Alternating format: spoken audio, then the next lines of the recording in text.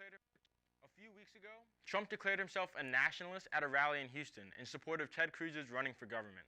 And as we added that to the list of dumb shit that Trump says, our list became longer than a CVS receipt.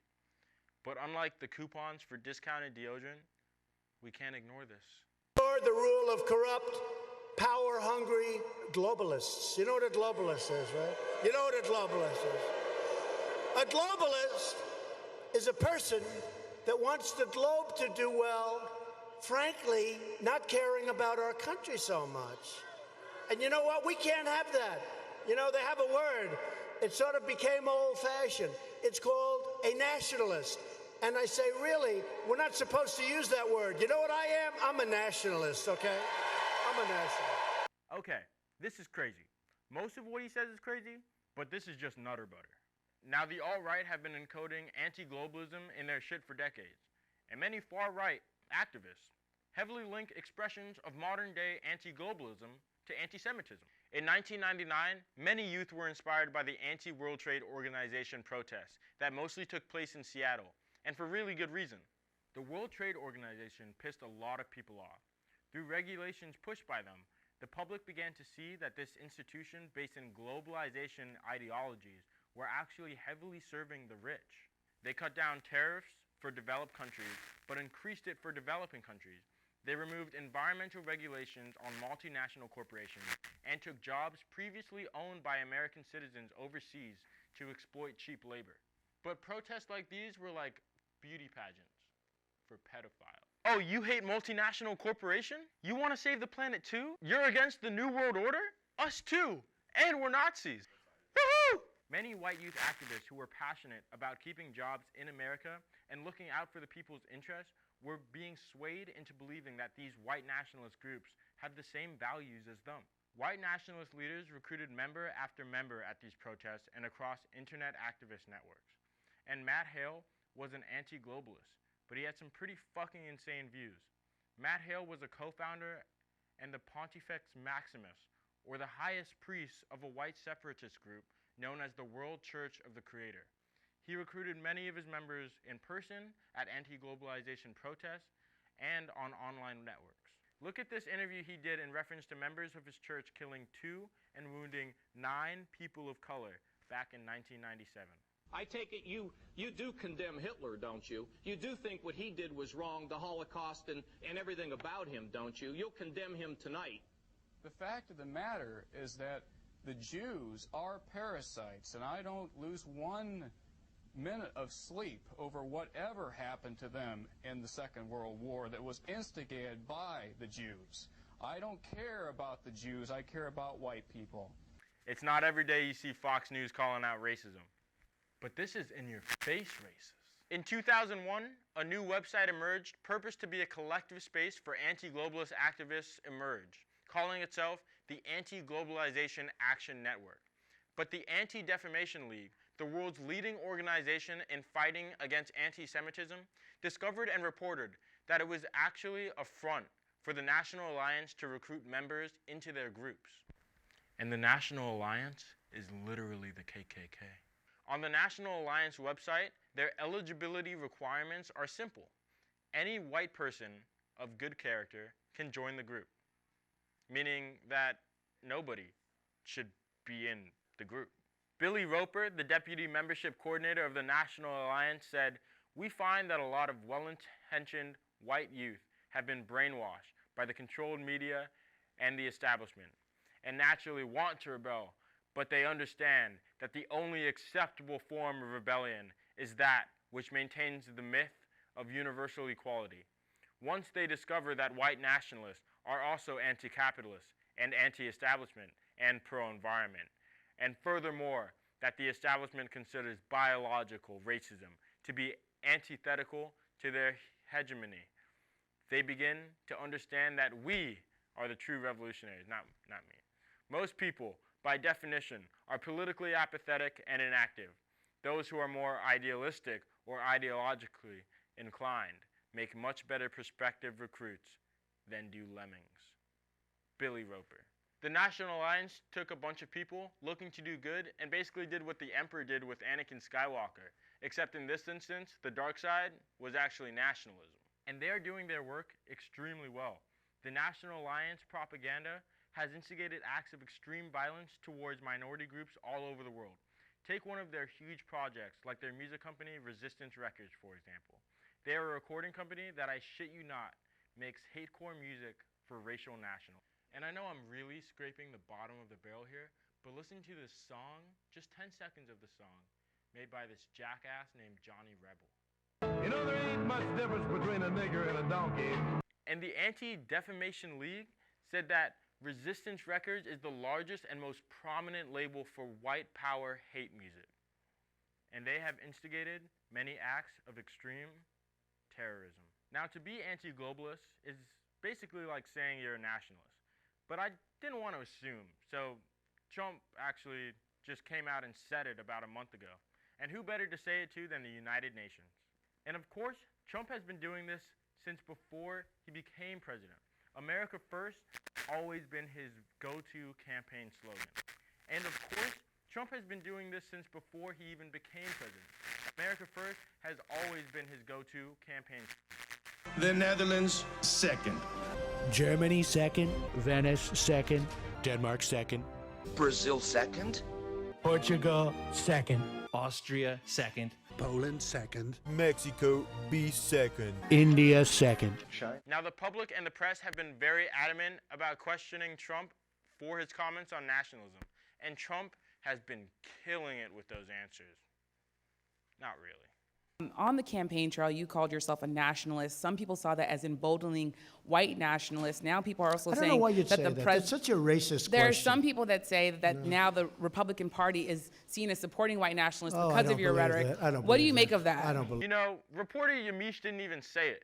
She just said that some people are suggesting that it might be empowering white supremacist hate groups. And what Trump and other alt-right activists do is use this tactic to further an anti-Semitic agenda, but without the Jews. Trump and his supporters in the media constantly encode anti-Semitic messages into his dialogues without directly mentioning the Jews. Dog whistle politics? What's that? Let me give you some examples. Perhaps the most infamous example is Ronald Reagan campaigning in 1980 and complaining about welfare queens. Now, welfare queen, the term doesn't mention race on its surface. It's code. Nevertheless, the term conjures race. It conjures race in terms of the image of a poor African-American woman abusing the welfare system. And it conjures race in terms of who's being abused, the taxpayers, who implicitly are white. A more modern-day example of dog whistling would be the head of Judicial Watch, Chris Farrell's comments on the caravan. Look, this is a criminal involvement on the part of these leftist groups. It's highly organized, very elaborate, sophisticated operation. I have that from the highest levels of the Guatemalan government. They're investigating those groups criminally, and I strongly urge President Trump and Attorney General Sessions to do the same here. A lot of these folks also have affiliates who are getting money from the Soros-occupied State Department, and that is a very great concern. You want to start cutting money there. In recent weeks, Trump and other members of his cabinet suggestively implicate that George Soros, an extremely successful Hungarian-American philanthropist who survived occupied Nazi Germany and a favored bogeyman among white nationalists and neo-Nazis, is funding the caravan. I wouldn't be surprised. Yeah, I wouldn't be surprised. No, I wouldn't. I don't know who, but I wouldn't be surprised. A lot of people say yes. They are pushing the narrative that Jewish man George Soros is funding the Guatemalan government, who are using the caravan to launch an attack on the white people of America. You can't make this shit up. And now we are seeing the largest acts of anti-Semitic violence in the United States since forever. In response to the synagogue shooting in Pennsylvania, the Anti-Defamation League released this message.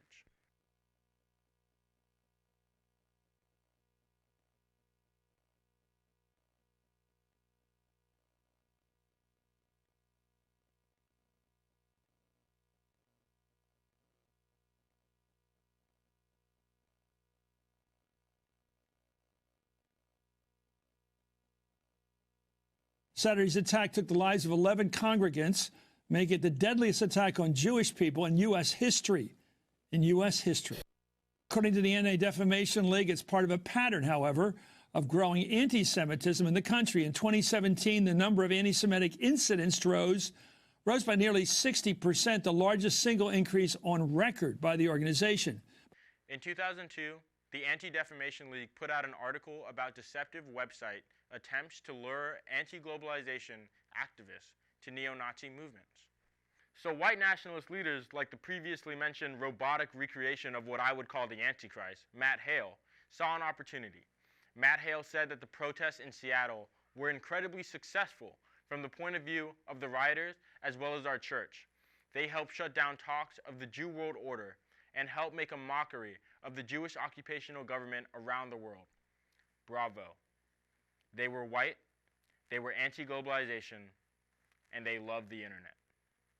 And Trump is instigating this over and over again, putting America first, literally denouncing globalism in favor of nationalism in front of the world leaders, and straight up calling himself a nationalist after talking about corrupt globalists. And this is not even a little bit okay.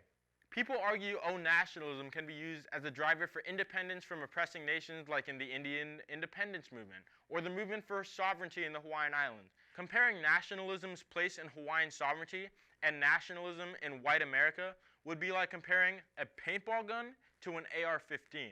One has the power to shoot your friend and they act like they didn't just get tagged, and the AR-15 has the power to kill a bunch of black people in a church in Charleston, and then we all just act like it didn't happen. Macron put Trump under fire when he had a few things to say about nationalism. Car le patriotisme est l'exact contraire du nationalisme. Le nationalisme en est la trahison. En disant nos intérêts d'abord et qu'importe les autres, on gomme ce qu'une nation a de plus précieux, ce qui la fait vivre, ce qui la porte à être grande, ce qui est le plus important, ses valeurs morales. Nationalism is a disease, and it is often confused with patriotism. The difference between patriotism and nationalism is that the patriot is proud of his country for what it does, and the nationalist is proud of his country no matter what it does. The first attitude creates a feeling of responsibility, but the second, a feeling of blind arrogance that leads to racism, hate, and war. Anti-globalization efforts can be for a good cause, and the policies and methods implemented by institutions like the World Trade Organization and the United Nations can be improved vastly. But we need to look for the difference between anti-globalization information and nationalist propaganda. Edits?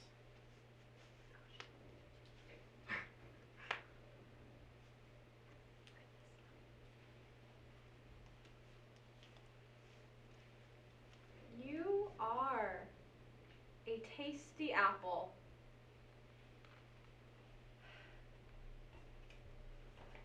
The apple becomes a warrior. Its stem, a sword.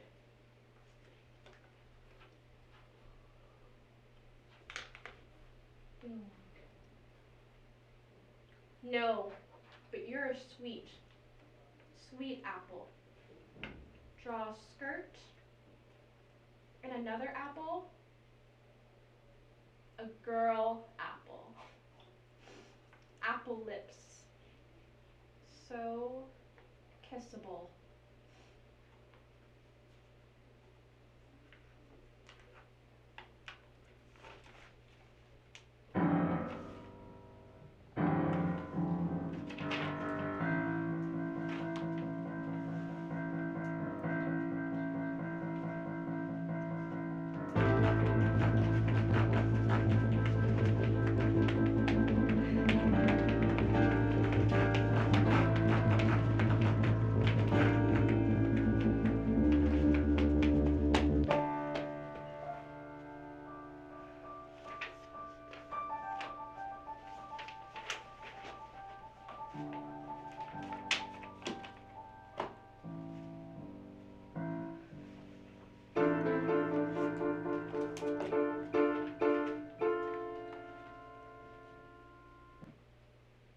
And Jesus drank that wine as if it had been aged for 40 years.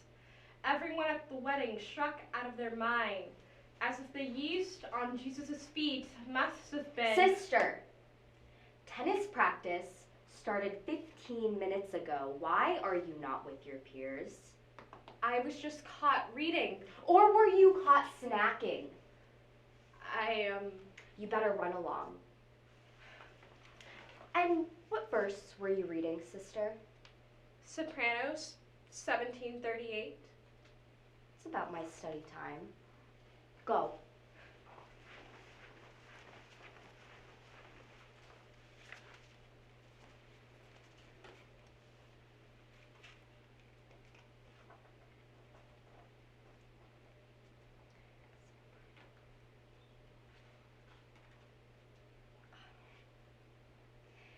The yeast on his feet must have fueled us like a forge bestowed by God upon the grapes.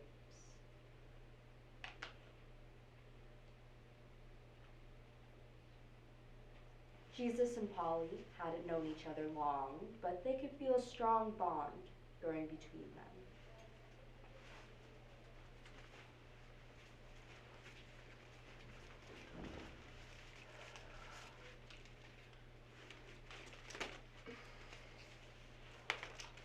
So, why were you late to practice? I just got caught drawing. You know that thing I was telling you about the other week? Mm-hmm.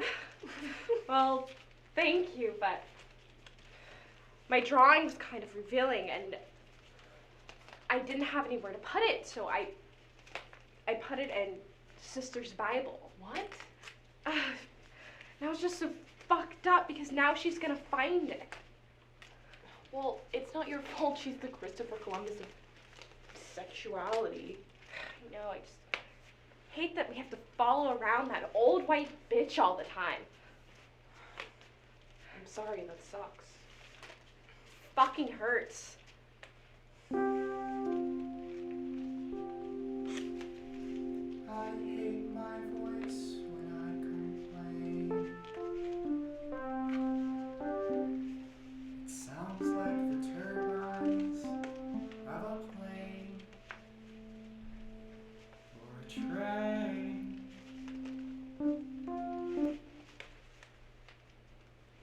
God had a real good plan, and I got set up.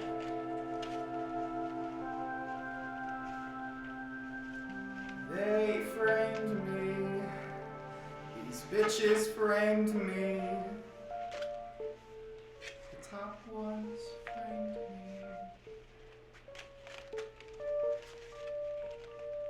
and I'm not their kind of lady.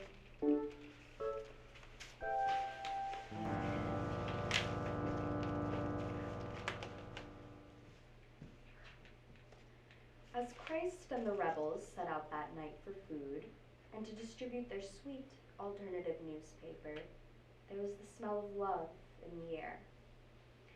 Staring out into the stars, Polly took a deep breath. The world hasn't smelled like this in 100 years.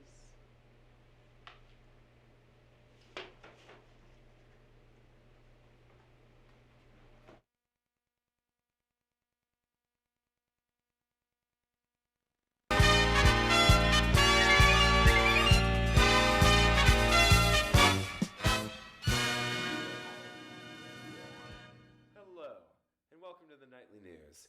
Tonight we'll be discussing transgender kids. Do they desist? Do they persist? And most importantly, why do they resist calling their grandmother on their birthday? Our first guest is a sex researcher, Albert B., here to talk on behalf of his research regarding pediatric transition. Come on in. Hey, thanks for having me on the show. Oh yeah, of course. So, now that you're here, what do you think these kids will do when they grow up? Well, it's obvious we need to take a more research-based approach. Most of the kids in my clinic desisted already. And can any of them speak to your defense?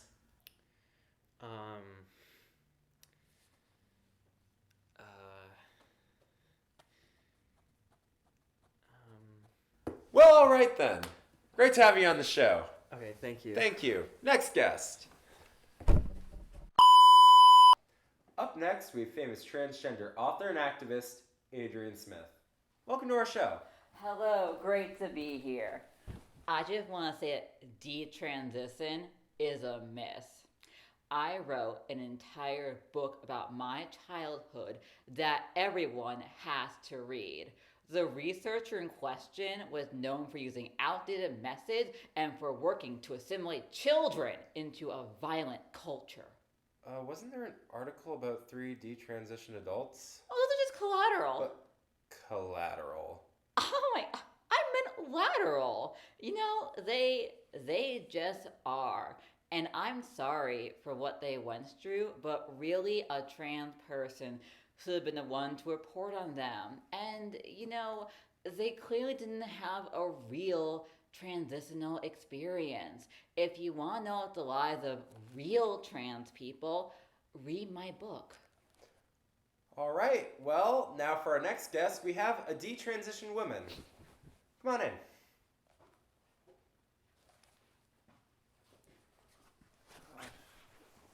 Have I wronged any of you? I'm sorry, what was that? Hi, I just, it's great to be here, and I wanted to say that, When I transitioned, I investigated everything fully. Okay. It was the best thing in my life. Well, I'm happy for you, but I can am I just, so sorry that your life is so sad. I advocate for people like you. Can you please not talk to me like that? Amazing! Diversity in action. We truly amplify the voice of the oppressed here. Now, for our next segment, we're going to be showing a little bit of older footage of a parent claiming the internet made their kids trans. What? Roll the clip. No! Hello, my kid never used to be like this. He was so perfect, so quiet. He never did anything I disliked. I even took the locks off his room 5 hours every day. How could he feel trapped in such a loving household, let alone his own body? Hey, my career is... No! I'm never gonna get through to this activist. But people have to intervene here. Okay, not all concerned parents are like that. But it's really, really disturbing. Damn, it is horrendous, horrific. Is what happens when any of you read any literature. That is not my book. You need to subscribe to my educational program. Do not read any books away from the garden path. If it has a green sticker on it, you will be safe from this madness. Your books are the only one with the green sticker. Okay, and the ones on your safe list, they're not safe, they're aggressive. And that's our show. What a diverse dialogue. Thank you so much for tuning in, and we'll see you next week on the Nightly News.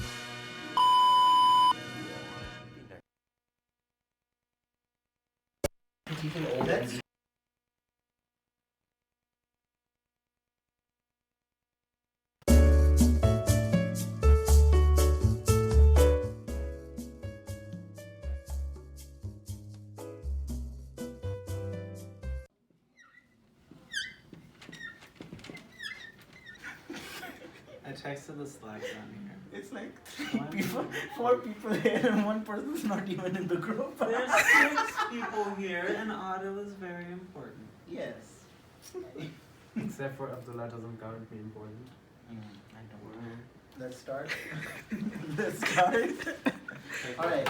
So people are coming. Okay, let them come. Then we can. Are they not coming? They're coming. Yay! Hello, everyone. Hey. Welcome to the meeting. I can't stay. Welcome. Really? Oh my God! Oh, that's so great. Please. Oh, you know, I was just talking about we're going to have a fun activity. You want to join in? Will's activity that he just, came up with. No, didn't come up with. Come on. You did say. That's like no. She goes. Isn't this a British show? It was, but then it was American. Yeah, the American version got way more popular. The British version's not that good. Let's talk Americans about always our need shows. Our Yeah, show? instead of teaching old That's NBC way- classes. Can be like a future character on the soap opera, Uh-huh. but like on this one, she's gonna like when the nuns are coming, she's gonna like scream into a pillow like. Uh-huh. So she'll be cool like background effects. And then I met with I cast Brianna as the Brianna! Yeah, I she love said you did the Brianna. directing class. She together. was my TA. Yeah. Yeah, and I do. Okay, so I talked to John Bruner. I emailed your people. I'm gonna see what they say. I'm gonna try to get like somebody who manages it to like show me around and like be like, here's why it wouldn't work, or here's how we could make it work. You know. Like live just stream? yeah, like having them. So on there. so I asked John Bruner the other day, and the thing is that the computer and everything that live streams is in the studio, and in order to Well, I wouldn't want to live stream the video. My idea was to just the performance Be overhead. documenting all the shit that happens and the difficulty behind the script writing process. So I really want to edit it as dank as possible. You know, like dank editing, like zoom ins and just like effects and meme references and stuff like that. So we can just get a good gist and like play it at the end so they can see like what all goes into producing the show. Yeah, it's really unscripted, really relaxed, really chilled out. So Okay, we're live in 3. Wait, Hold on. TV. No, we know. We're live in 3, 2, 1, go.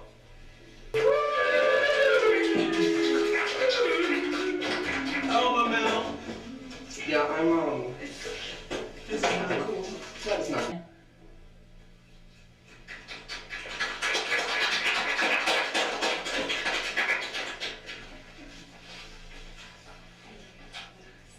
And next week for Hampshire's Got Talent. Okay. it was good. We had setbacks with the mic and whatnot, but overall it was a good one. It was a good one. Right. With some segments we did need some closed captions and whatnot, but yes, a lot of segments we need closed captions. Well, thank you. Fuck you. No. It was great. I haven't worked with people like that. Yeah.